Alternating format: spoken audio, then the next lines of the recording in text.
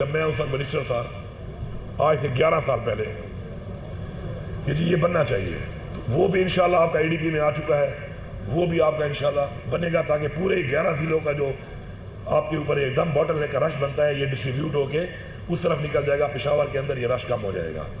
اسی طرح ابھی ہمارا ایک اور پلان ہے انشاءاللہ کہ آپ کا یہ جو تہکال ہے، اب تہکال سے نیچے آپ آتے ہیں اور آ کر نیچے آپ نے اگر کہیں جانا ہے تو آپ کو پورا یہ کینٹ اور پھر یہ GT روڈ پورا آپ کو کرنا پڑتا ہے۔ تو تہکال سے ہم ڈائریکٹ ایک روڈ نکال رہے ہیں جہاں پہ رن وے ہے آپ کا، وہاں سے اس کو کنیکٹ کر رہے ہیں ورسک روڈ کے ساتھ تاکہ جسے باہر سے جانا ہے یا باہر سے آنا ہے تو وہ یہ پورے 12 کلومیٹر کی بجائے وہاں سے آئے اور یہاں سے جائے تاکہ یہ بھی یہاں پہ ٹریفک کا فلو جو ہے کم ہو۔ تو وہ بھی انشاءاللہ بہت جلد آپ دیکھیں گے کہ وہ بھی شروع ہوگا۔ ناردرن بائی پاس کو ہم جلد مکمل کروا رہے ہیں انشاءاللہ، کافی سالوں سے وہ بھی شروع تھا، اس میں بھی پہلے فیڈرل حکومت ایک گزر گئی، پھر ہماری گزر گئی، پھر کوئی PDM 1 گزر گئی، اب PDM 2 آ گئی، تو اب انشاءاللہ اس سال میں ہم نے اس کو مکمل کر کے اس کو چالو کرنا ہے۔ وہ انشاءاللہ چالو ہو جائے گا تو اس سے بھی ہمیں ایک سپیس ملے گی۔ اس کے علاوہ ہمارا جو انڈسٹریل اسٹیٹ ہے، را میٹیریل آتا بھی ہے اور فنش پروڈکٹ جاتا بھی ہے، وہ بھی ہماری آبادی کے اندر جو ہے کیونکہ وہ ٹرک ہوتے ہیں اور ٹرالے ہوتے ہیں تو ہمارے انڈسٹریل کو بھی تکلیف ہے اور وہ بہت زیادہ ٹیکس بھی دے رہے ہیں، ان کا حق بنتا ہے کہ ان کو فیسلٹی دی جائے، اور ہماری عوام کو بھی تکلیف ہے ہیوی ٹریفک کی۔ تو انشاءاللہ ایک اور روڈ ہے جو انڈسٹریل اسٹیٹ سے ڈائریکٹ نکلے گا اور آپ کے رنگ روڈ یا آپ کے یونیورسٹی روڈ سے ہٹ کے ڈائریکٹ جا کے وہ ناردرن بائی پاس کو کنیکٹ کرے گا تاکہ یہ بڑی ٹریفک باہر سے جائے، وہ بھی ADP میں آ چکا ہے۔ ساتھ ساتھ کچھ اور بھی چھوٹے بڑے اس طرح کے ایریاز ہیں جو پشاور میں ہم نے آئیڈینٹیفائی کیے ہیں، کہیں پہ وائڈننگ ہے، کہیں پہ ایکسٹینشن ہے، انکروچمنٹ میں بھی میں لوگوں سے یہی کہوں گا کہ یار مہربانی کرو، راستوں کو کھولنے کے لیے تو اللہ تعالیٰ نے اجازت دی ہے کہ مسجد کو بھی شہید کر سکتے ہو آپ، اتنی بڑی اجازت ہے کہ اللہ کا گھر ہوتا ہے مسجد، اس کو بھی شہید کرنے کی ہمیں اجازت ہے بحیثیت مسلمان، کیونکہ عوام کے لیے اب راستہ کھول رہے ہیں۔ یہ جتنے بھی لوگ انکروچمنٹ کر کے یہ قبضے کر کے راستوں پہ آ جاتے ہیں نا، اگر یہ وہاں پہ کاروبار کر رہے ہیں تو ہمارا ایک بڑا غلط کانسیپٹ ہے حرام اور حلال کا، ہمیں اس کو ذرا ٹھیک کرنا پڑے گا۔ میں ایسی جگہ پر قبضہ کر کے اور میں کہتا ہوں میرا کوئی روزگار ہے اور میں نے قبضہ کیا ہوا ہے تو میرے خیال میں میں حلال کی کمائی بچوں کو نہیں کھلا رہا، حرام ہی کھلا رہا ہوں، کیونکہ یہ میں لاکھوں یا کروڑوں لوگوں کی ایک پراپرٹی ہے، حکومت کی، ریاست تو عوام کی ہوتی ہے، تو اس کے اوپر میں کس لیے قابض ہوں کہ میں طاقتور ہوں یا میری سفارش ہے یا مجھے کچھ کہنے والا کوئی نہیں ہے، تو اس کو ایوائڈ کریں، جتنی بھی آپ کا جگہ ہے اسی میں ہی آپ کر لیں، اس میں برکت بھی ہوگی، یہ برتے کام کر کے آپ یہ مسائل نہ بنائیں۔ ابھی ہمارا یونیورسٹی روڈ کے اوپر بڑا مسئلہ تھا، ہم نے اس کو ماشاءاللہ کافی حد تک کھول کے ٹھیک کر لی ہے، مزید بھی کچھ مسائل ہیں پشاور میں۔ اس کے علاوہ جو ہے ہمارے انشاءاللہ آپ دیکھیں گے کہ اس سال کے اندر پشاور میں آپ کو پچھلے سال میں بھی آپ نے دیکھا ہوا کہ ہم کافی کام کر رہے ہیں کہ پشاور کو امپروو کر رہے ہیں۔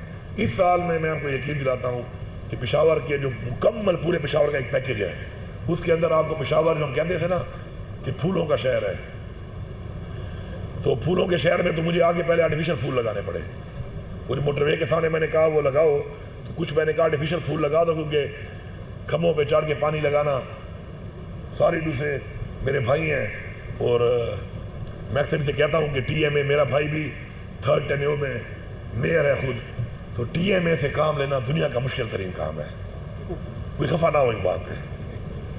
TMA سے یہ امید کرنا کہ وہ ڈیلیور کریں گے اس لیول تک اس لیے مشکل ہے کہ TMA کے اندر جو بھرتیاں ہم نے کی ہیں وہ بھرتیاں ساری سفارش پہ ہوئی پڑی ہیں اور وہ سارے کے سارے نواب بنے ہوئے ہیں، وہ کام کرنے کے بجائے نوابی کر رہے ہیں۔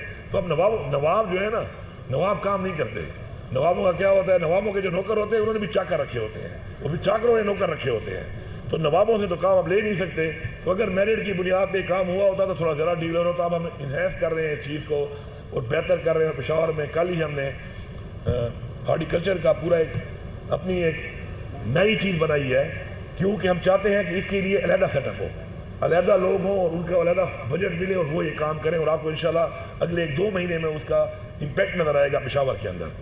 باقی جو کام نہیں کرتے ان کو بھی میری ایک ریکویسٹ ہے، یہ پھر میں وہی بات کروں گا، دیکھو ہر انسان نے مر جانا ہے، ہمارا یہی ایمان ہے، لیکن پتہ نہیں شیشے کے سامنے صبح جب اپنا بوتھا ہم دیکھتے ہیں تو ہمیں لگتا ہے کہ شاید ہم ان مرنے والوں میں نہیں ہیں، ہر ایک کو یہی لگتا ہے، اور جب بوڑھا بھی ہر انسان نے ہونا ہے،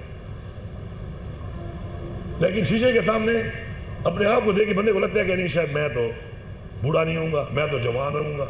یہ ہماری ایک فطرت ہے، اس کو ہمیں بدلنا پڑے گا. تو میری عرض یہ ہے کہ خدا کے لیے اگر آپ کسی عوام کے ٹیکس کے پیسے کے اوپر آپ کو ایک نوکری ملی ہوئی ہے، اگر آپ کو ایک ذمہ داری ملی ہوئی ہے اور آپ کو تنخواہ مل رہی ہے، تو اس کو حلال کرنے کے لیے کام کرو، ورنہ پھر وہ چھوڑ دو، کسی اور کو موقع دے دو، کوئی اور روزگار کر لو، کیونکہ یہ حلال نہیں ہے پیسہ آپ کا. میں آپ کو بتا رہا ہوں، کسی کے ذہن میں اگر یہ بات ہے کہ جو اس کو ڈیوٹی دی گئی ہے، ذمہ داری دی گئی ہے اور اس کے لیے اس کو اجرت دی جا رہی ہے چھوٹے اسکیل سے لے کے بڑے اسکیل تک، اور وہ اپنی ذمہ داری پوری نہیں کر رہا تو وہ حرام کھا رہا ہے. وہ اپنے آپ کو یہ نہ کہ میں حلال کھا رہا ہوں. ہی از ڈوئنگ کرپشن. یہ بھی کرپشن ہے بہت بڑی، ڈیوٹی نہ کرنا. بلکہ سب سے بڑی کرپشن یہ ہے کہ آپ کر ہی نہیں رہے کچھ.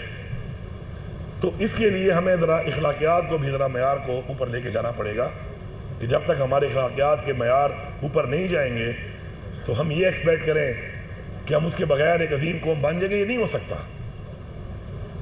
یہ ہمیں خود فیصلہ کرنا ہے کہ ہم نے کس طرف جانا ہے. اور اگر ہم یہ فیصلہ کر لیں کہ ہم نے دیانتداری کے ساتھ، جو اسلام کی تعلیم ہے، کوئی راکٹ سائنس نہیں ہے اس میں، بحیثیت مسلمان یہ اسلام کی تعلیم ہے کہ دیانتداری. دیانتداری کیا ہے؟ دیانتداری کا مطلب ہے کہ آپ نے دیانتداری سے ہر کام کرنا ہے. اس ہر کام میں آپ کی ڈیوٹی بھی آتی ہے، آپ کی جو ذمہ داری ہے وہ بھی آتی ہے. پھر ہمیں جھوٹ بولنے سے منع کیا گیا ہے. سارا دن ہم جھوٹ بول رہے ہیں، سارا دن ادھر نمازیں بھی ہم پڑھ رہے ہیں، ادھر جھوٹ بھی بول رہے ہیں. ملاوٹ کون کر رہے ہیں؟ ہم ہی کر رہے ہیں. اس ملاوٹ سے لوگ بیمار بھی ہو رہے ہیں، مر بھی رہے ہیں. میں یہ سمجھتا ہوں کہ میں قاتل نہیں ہوں، میں قاتل ہوں. جو بندہ میری ملاوٹ سے بیمار ہو کے مر رہا ہے اس کا قاتل میں ہوں. اگر کوئی یہ سمجھتا ہے کہ وہ ملاوٹ کر رہا ہے اور اس سے کوئی گناہ نہیں ہو رہا تو وہ قاتل ہے بیسیکلی تمام ان لوگوں کا جن کی صحت خراب ہو کے وہ مر رہے ہیں اس ملاوٹ کی وجہ سے. یہ ہے اسلام. اسلام کی تعلیمات کو فالو کرو. اللہ آپ کو اتنا دے نا سکون کے ساتھ، تو میں آپ کو یقین دلاتا ہوں اتنے کے ساتھ آپ زیادہ مطمئن رہیں گے. بے سکونی کا زیادہ پھر آپ ایک کام نہیں آتا.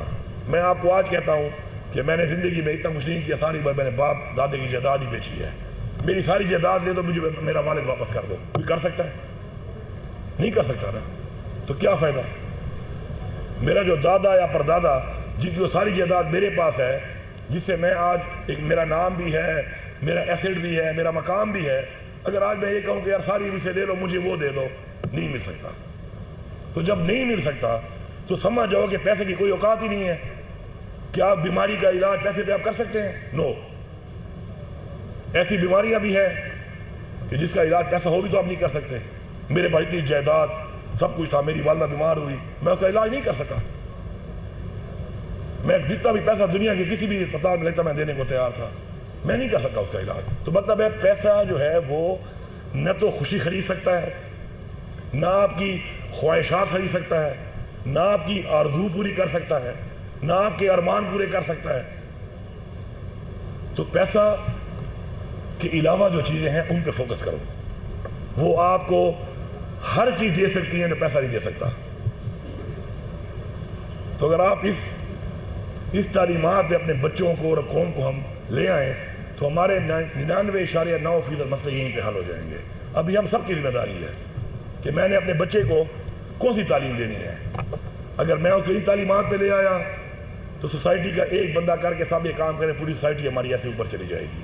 اور اگر میں نے ان تعلیمات سے ہٹا کے اس کو دنیاوی چیزوں پر فوکس کرا دیا تو وہ کیا ہوگا؟ اپنے لیے جینے والا ایک انسان. اپنے لیے جینے والا انسان کون ہوتا ہے؟ جس طرح یہ دیواریں بنی ہوئی ہیں، ان دیواروں میں کتنی اینٹیں ہیں؟